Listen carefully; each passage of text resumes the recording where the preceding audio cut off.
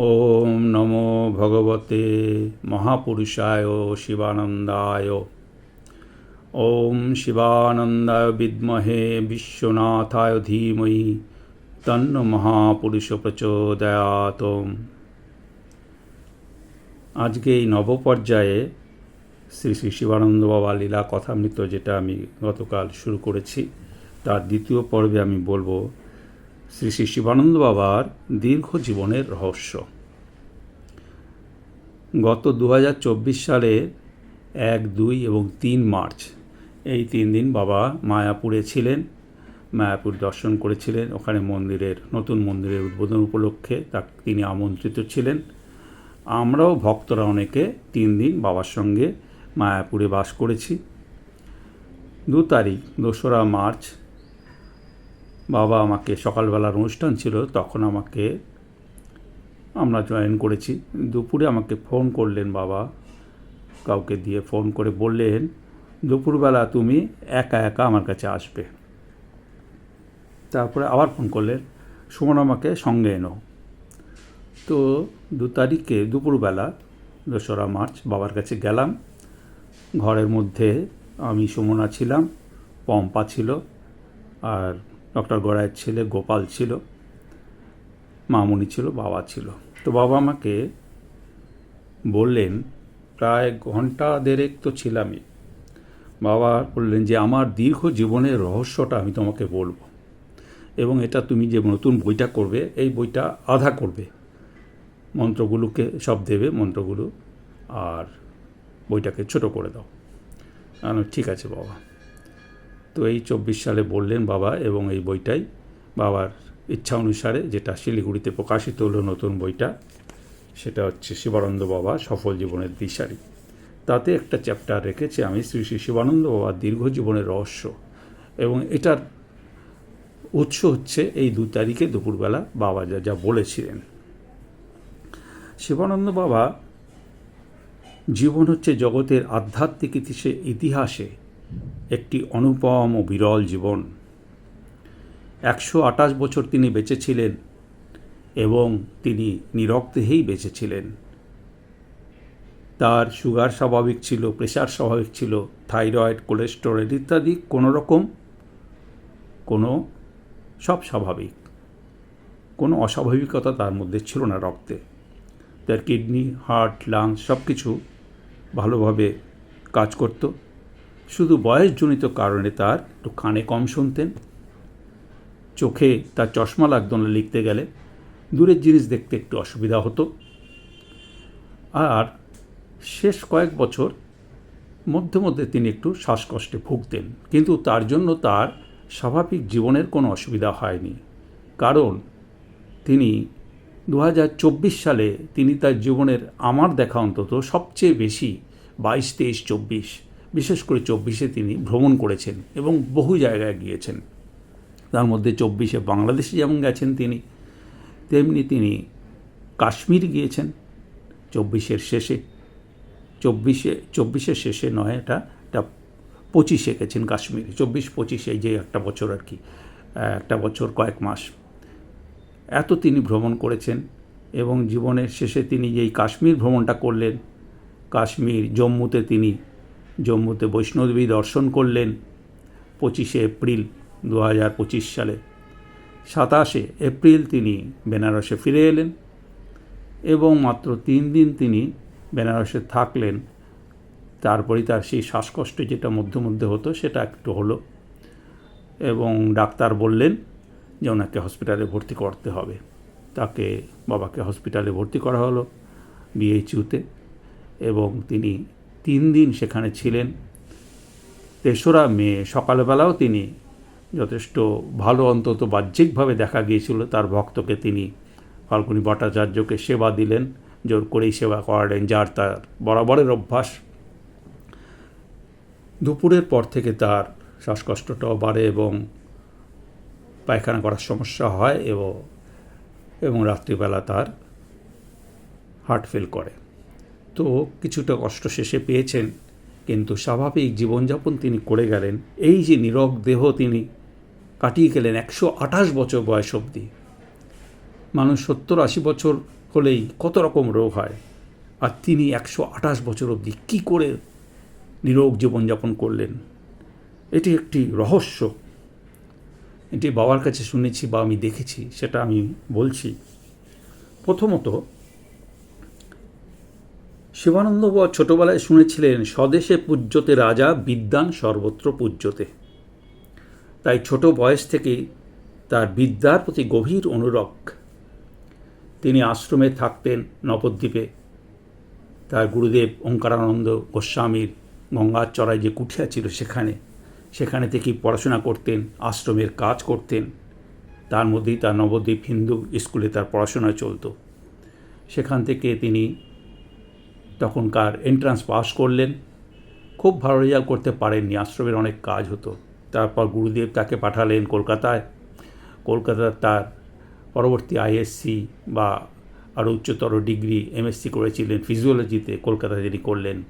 আর MB করলেন, তখনকার MBBS ছিল না, এমবি, সেটা করলেন কলকাতা মেডিকেল কলেজে। সেই চিকিৎসাবিদ্যা তিনি পড়লেন। তারপরেও আপনারা জানেন সেই চিকিৎসাবিদ্যায় তিনি ভালো রেজাল্ট করে স্কলারশিপ পেয়ে লন্ডনে গিয়ে তিনি আরও পড়াশোনা করলেন, এমআরসিপি করলেন, পিএইচডি করলেন চিকিৎসাবিদ্যায়, আর সাইকোলজিতে তিনি পিএইচডি করলেন সাইকোলজি সাবজেক্টের উপরে, আর এফআরসিএস তিনি হলেন। তো কলকাতায় যখন ছিলেন তখন তিনি দেখেছিলেন তার দুই চিকিৎসক বন্ধু, তারা একজন অপরজনকে বলছে, আমি যখন চিকিৎসা করব আমার রোগীটাকে তোকে রেফার করব, আর তুই তো রোগীকে আমারকে রেফার করবি। অর্থাৎ সেই সময়, তখনকার যুগে, আজ থেকে 100 বছরের বেশি আগে, তখনও অর্থোপার্জনের জন্য এই ধরনের চিন্তাভাবনা তার বন্ধুদের মধ্যে দেখে বাবার তখন মনে হয়েছিল, ছোটোবেলা থেকেই তার ইচ্ছা ছিল তিনি বিদ্যার জন্য চেষ্টা করবেন, পয়সা বা অর্থের পিছনে ছুটবেন না। এই ঘটনাটা কিন্তু তার মনে আরও একটু তার ঈশ্বর নির্ভরতা বাড়িয়ে দিল, এবং তিনি একদম দৃঢ় সংকল্প করলেন, আমি চিকিৎসক হয়ে আমি অর্থ নেব না, আমি বিনা পয়সার চিকিৎসা করব। এই একটি ঘটনা যেটি তার জীবনে একটা বিরাট প্রভাব রাখে। তিনি জানেন, আপনারা, খুব ছোট বয়স থেকে, মাত্র 4-5 বছর বয়স থেকে গুরুগৃহে বাস করেছেন। আর পরবর্তীকালে বৃন্দাবন যাওয়ার আগে পর্যন্ত, বৃন্দাবনে তিনি গেছিলেন 1977 সালে, অর্থাৎ তখন তার 81 বছর বয়স। এই 81 বছর বয়স অবধি তিনি কিন্তু প্রথমত গুরুর আশ্রমে ছিলেন, তারপরে পড়াশোনার জন্য বিভিন্ন পরিবারের সঙ্গে থাকতেন, সেই পরিবারের ছেলেপিলেদের পড়াতেন, বিনিময়ে তারা তাকে খেতে দিত। লন্ডনে গিয়েও সেই একই অবস্থা, গুরুর চিঠিকে সম্বল করে গিয়েছিলেন, একজন তাকে আশ্রয় দিলেন, সেখানেও তার পয়সাহীন কপর্দকহীন, কিন্তু বিভিন্ন পরিবার তাকে রাখত। এইভাবে তিনি পড়াশোনা করে চিকিৎসক হলেন, আর এত ভালো চিকিৎসক হলেন যে যাকেই ওষুধ দিতেন, তারা সেবা করতেন, তারা ভালো হতো। তো এই দেখে তাকে বিভিন্ন লোক তাকে নিয়ে যেত, তার বাড়িতে রাখত, এবং সেখানে চিকিৎসা করে তাদেরকে ভালো করতেন, বিনিময়ে একটি পয়সাও তিনি নিতেন না। সারা পৃথিবী তিনি এইভাবে ঘুরে ফেললেন। সুতরাং এই পরিবারের সঙ্গে থাকার জন্য তার টাকা ধরার বিশেষ প্রয়োজন হতো না। 1977-78 সালে বৃন্দাবনে একাকী বসবাস করেন, ও তারপর 1979 সাল থেকে কাশীতে বসবাস শুরু করেন। এদিকে তিনি তো কারো কাছে টাকা চান না, কিন্তু যখন বৃন্দাবনে গেলেন তখন নমিতা দাস এবং তার কয়েকজন আত্মীয় তাকে কিছু টাকা দিলেন। এই টাকা নিয়ে তিনি বৃন্দাবনে গেলেন, এবং তিনি প্রথম একা একা থাকার সিদ্ধান্ত নিলেন এবং টাকা ধরলেন প্র্যাকটিক্যালি এই সময় থেকেই। সারা জীবনই তার ঈশ্বরের ইচ্ছায় হাতে গোনা কতিপয় ধার্মিক ভক্ত তার সহজ সরল অনাড়ম্বর জীবনযাপনের জন্য যৎসামান্য যা প্রয়োজন তার ভার বহন করতেন। যেমন এই দিন, এই দোসরা মার্চ, বাবা বলেছিলেন তার যা প্রয়োজন কয়েকজন ভক্ত তা জোগাড় করে দেন। যেমন তিনি শর্মিলা সিনহার নাম বলেছিলেন। তার যখন কিডনি স্টোন হয়েছিল, বাবা সেটিকে ভালো করে দিয়েছিলেন আয়ুর্বেদিক ওষুধ দিয়ে, অপারেশন লাগেনি।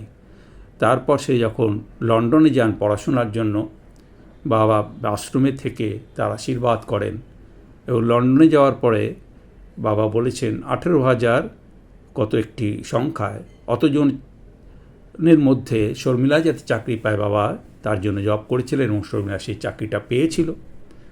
এই শর্মিলা প্রতি মাসে একটি টাকা বাবার আশ্রমের জন্য পাঠাতেন। বাবার মূলত ওই টাকাতেই তার আশ্রমের কার্যভার নির্বাহ হতো। বাবা কিছু আয়ুর্বেদিক ওষুধ বা কিছু ডায়েটারি সাপ্লিমেন্টগুলো গ্রহণ করতেন, তার জন্য কিছু ওষুধের প্রয়োজন হতো, সেটা বাবা বললেন সুমনা মা সেটা আমার দিতেন। আর দানের জন্য যা ভক্তদের কিছু কিছু তিনি নিতেন বিভিন্ন ভক্তদের কাছ থেকে, দিতেন যারা স্বেচ্ছায়, সবসময় তাও নিতেন না, সেগুলো দানের পারপাসে কাজে লাগাতেন। আরেকটা কথা তিনি বললেন, দিল্লিতে যখন তিনি শিলং থেকে গিয়েছিলেন, শিলং থেকে তিনি তখন যেতেন বিভিন্ন জায়গায়, দিল্লি, চেন্নাই, মুম্বাই ইত্যাদি। তো দিল্লিতে একবার তার সঙ্গে বেশ কিছু যুবক ছেলে যারা চাকরি পায়নি, তাদের সঙ্গে 20-22 জন, তাদের সঙ্গে তার যোগাযোগ হয়। তো তারা বাবার কাছে শরণাপন্ন হন। বাবা তখন তাদের মন্ত্র দেন জপ করার জন্য, এই মন্ত্র জপ করলে তোমরা চাকরি পাবে। তো তারা কিন্তু ওই মন্ত্র জপ করে ধনী হয় এবং তারা বেশ কিছু টাকা বাবাকে দিতেন এবং সেগুলো বাবা দানের কাজে লাগাতেন। তো এইভাবে বাবা কিন্তু ঈশ্বরের ইচ্ছায় তার সকলের টাকা নেওয়ার ইচ্ছা হয় না এবং সকলের বাবাকে টাকা দেওয়ার ইচ্ছা হয় না। সকলের কাছ থেকে টাকা না নেওয়াই বাবা দীর্ঘজীবনের অন্যতম একটা কারণ। এই যে সকলের থেকে তিনি টাকা নিতেন না, এটি তার দীর্ঘজীবনের অন্যতম একটা কারণ। একবার এই উপলক্ষে মামুনি সেদিন বললেন একটি ঘটনা। বাবার এক ভক্ত, তিনি বাবার আশীর্বাদে চাকরি পান এবং তিনি মনে মনে ঠিক করেন, বাবাকে বলেননি, মনে মনে ঠিক করেন মাসের প্রথম মাইনাটা তিনি বাবাকে দেবেন। তো বাবা তখন কল্যাণীতে ছিলেন। নমিতা দাসের বড় মেয়ে, সম্ভবত রিঙ্কু তার নাম, তার বাড়িতে কল্যাণীতে কোয়ার্টারে, তার হাজব্যান্ড ডাক্তার। তো সেখানে বাবা ছিলেন এবং সেদিনকে শিফটিং হচ্ছিল, তার একটা ফ্ল্যাট থেকে আরেকটা ফ্ল্যাটে যাচ্ছিলেন। তো বাবা ছিলেন পুরনো ফ্ল্যাটে, মামনি নতুন ফ্ল্যাটে, এবং যিনি চাকরি পেয়েছেন তার বোনের হাত দিয়ে সে মাসের পুরো টাকাটা না, আধা টাকা তিনি পাঠিয়েছেন। বাবা কিন্তু এর বিন্দু বিসর্গ জানে না, তার সংকল্প কি তাও জানে না, কি টাকা পাঠিয়েছে তাও জানে না। কিন্তু তার বোন এসে বাবাকে এসে বললেন, বাবা এই টাকাটা আমার দিদি পাঠিয়েছে। বাবা বললেন, বাবা কিছু জানেন না, কিছু বললেন, আমি এই টাকাটা নিতে পারবো না। সে তখন মামনিকে গিয়ে, নতুন ফ্ল্যাটে গিয়ে বলে, মামনি বাবা তোমাকে এই টাকাটা নিতে বলেছে, বাবার কাছে দিয়ে দেন। বাবা তো পুরনো ফ্ল্যাটে রয়েছেন, রাত্রে ঘুমিয়েছেন, নতুন ফ্ল্যাটে মামনি ঘুমিয়েছে। ভোর রাতে বাবা চলে আসেন, মামনি তুমি কি কোনো টাকা নিয়েছো? বাবা ঘুমোতে পারছেন না। মামনি বলে, হ্যাঁ আমাকে দিয়েছে, তুমি নিতে বলেছো তাই নিয়েছি, তুমি এক্ষুনি টাকা ফিরিয়ে দাও। তো বাবা ওই টাকাটা নিতে পারলেন না। অথচ দেখুন, তার সংকল্পও জানে না বাবা, তার যে সংকল্প থেকে তিনি বিচ্যুত হয়েছেন, তিনি পুরো মাসের মায়না দিয়ে অর্ধেক মাসের মায়না দিয়েছেন, বাবা না জেনেও ফেরত দিলেন। এইভাবে আমি দেখেছি। আমার এক বন্ধু প্রতিবারই বাবার দানের সময় 1 লাখ টাকা দিতে চাইতো, বাবা নিতেন না। একবারই নিয়েছিলেন, বাকি আর কিন্তু কখনো নেয়নি। তো এই যে বাবা কেন নেন না, অনেক সময় দেখেছি অনেকের টাকা নেন না। আবার দেখেছি 100 টাকা দিয়েছে এক ভক্ত, তার টাকাটিও সানন্দে গ্রহণ করেছেন। বাবা যে আধ্যাত্মিক দীক্ষা দিতেন আপনারা জানেন, উপদেশ দান করতেন, বাবা কখনো কোনো প্রণামই গ্রহণ করে না। এটি বাবা নীরোগ দীর্ঘজীবনের অন্যতম কারণ। বাবা বলেছেন, এই যে গুরুতা করে, গুরু দীক্ষা দিয়ে টাকা নিলে কিন্তু রোগ হবে। দ্বিতীয় একটি কারণ, বাবা আকুমার ব্রহ্মচারী। আকুমার ব্রহ্মচর্য অনেকেই পালন করার চেষ্টা করে, কিন্তু তাতে স্থিত হওয়া সেটি অত্যন্ত কঠিন ব্যাপার। বাবা এদিনকে একটি গুরুত্বপূর্ণ কথা বললেন, আমার কোনো সিমেন্ট লস হয়েছে বলে আমার তো কখনো স্মরণ হয় না। অর্থাৎ অটুট ব্রহ্মচর্য। এই অটুট ব্রহ্মচর্য পৃথিবীতে 1-2 জনের হয়, অতি বিরলতম ঘটনা। বাবা হচ্ছেন সেই আকুমার ব্রহ্মচর্য, অটুট ব্রহ্মচর্য। 25 বছর বয়স পর্যন্ত, মানে লন্ডনে যাওয়ার আগে পর্যন্ত তিনি মায়েদের সঙ্গে আলাপ করতেন না। 1925 সালে লন্ডন যাওয়ার পর তাকে মায়েদের সঙ্গে বার্তালাপ করতে হলেও কখনো প্রয়োজনের অতিরিক্ত কথা বলতেন না। বাবা বললেন, আমি তো মায়েদের সঙ্গে আসে তারা আমার কাছে, আমি কিন্তু তাদের দিকে তাকাই না। এটা আমার অভ্যাসে পরিণত হয়েছে। কাশীর এক আশ্রমের সাধুরা, এক বিখ্যাত আশ্রম, সেখান থেকে কয়েকজন সাধু এলেন, বললেন যে ব্রহ্মচর্য কী করে রক্ষা করা যাবে। তারা জানে যে জপ তপ করাই তপস্যা, কিন্তু বাবা বললেন গীতায় যে শ্রদ্ধাত্রয় বিবেক যোগ আছে, তাতে কি আছে, দেবদ্বিজ গুরু প্রাজ্ঞ পূজনম শৌচম আর্জবম ব্রহ্মচর্যম অহিংসা চ শারীরং তপ উচ্যতে। অর্থাৎ শারীরিক তপস্যা কোনটা? দেবতা, ব্রাহ্মণ, গুরুজন ও প্রাজ্ঞজনের পূজা এবং শৌচ, সরলতা, ব্রহ্মচর্য, অহিংসা। এই যে ব্রহ্মচর্যের কথা বলা আছে, এই শারীরিক তপস্যা, এটি একটি তপস্যা। বাবা তাদের বললেন, তোমার জিহ্বাটাকে সংযম করতে হবে। ব্রহ্মচর্য যদি পালন করতে চাও, তোমার জিহ্বাকে তুমি সংযম করো। এই উপদেশ তাদের দিলেন। বাবা বললেন, ব্রহ্মচর্যের ফলে শারীরিক শক্তি বৃদ্ধি পায়, বীর্যবান হওয়া যায়। সবাই যে বাবার কাছে আশীর্বাদ চায়, তার কারণ তারা বোঝে যে বাবা বীর্যবান ও শক্তিমান। বাবা আরও বললেন যে ব্রহ্মচর্যের জন্যই আমার এখনও স্ট্যামিনা আছে।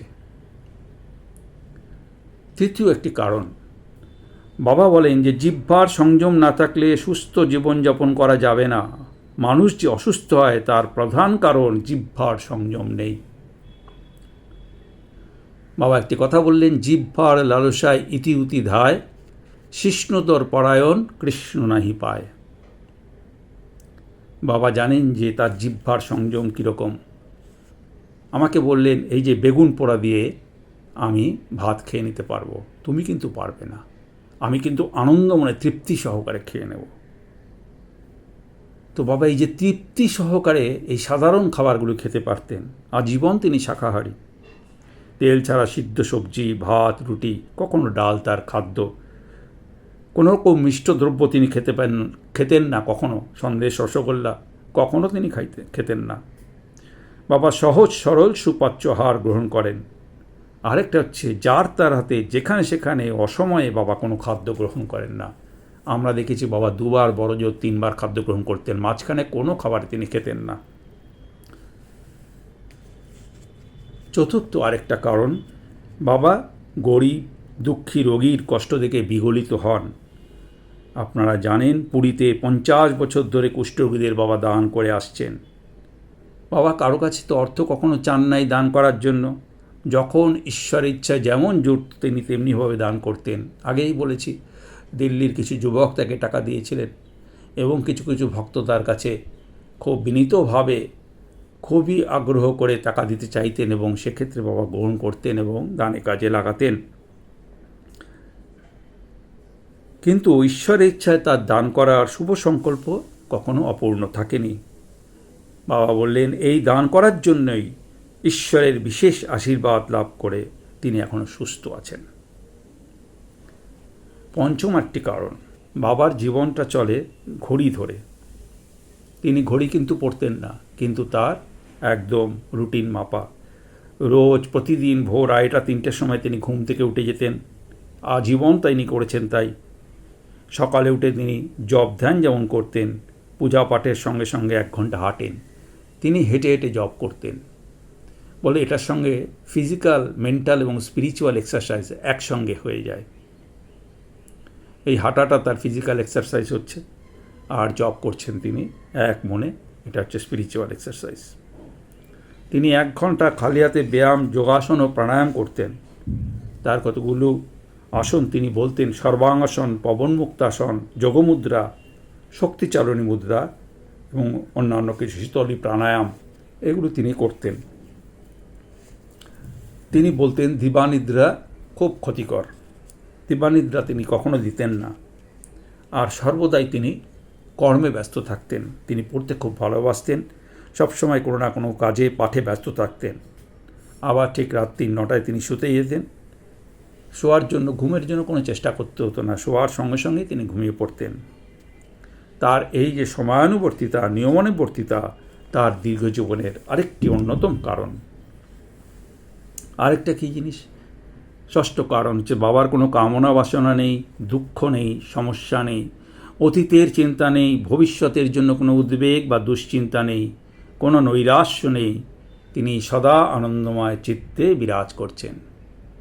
বাবা নিজেই বলতেন, বাবা is not only the healthiest, oldest, but also happiest man in the earth.